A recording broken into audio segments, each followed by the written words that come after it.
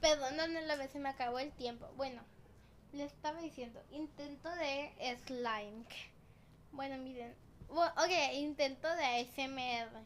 Pero es que te estaba poniendo el título. Miren, vamos a intentar hacer ASMR. Ay, ahora no se escuchaba que quiero que sea ASMR. Pero hace rato, pero ahorita sí se escuchaba.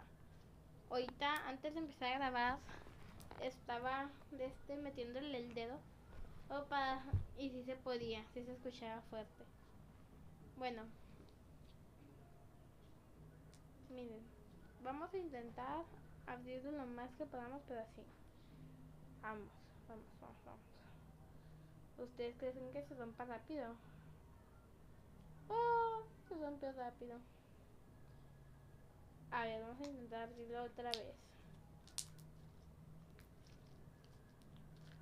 ¿Escuchan ese pequeño ASMR como 3000 segundos o 4 segundos? ¿Sí?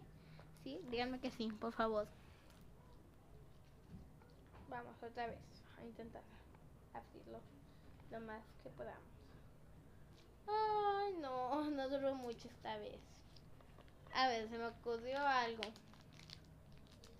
Vamos a intentar hacer una ASMR.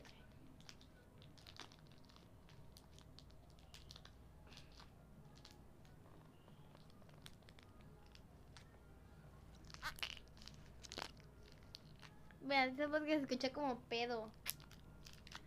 Oh, perdón. Bueno, sigamos. Ya no, porque se escucha como pedo. Qué asco.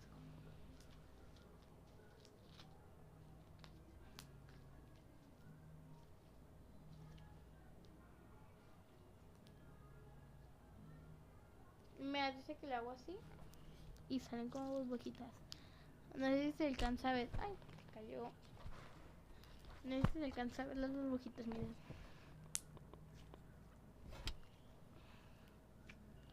Bueno, miren, vamos a volverlo a intentar estirar mucho, mucho, mucho. Mucho, mucho, mucho. A ver, así. Ay, se rompió rápido. Tin, tin. Caca morada.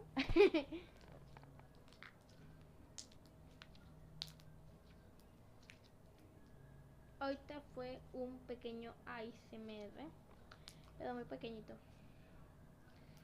Lo que me gusta del slime es agarrarlo, ponérmelo en mi mano y hacerle.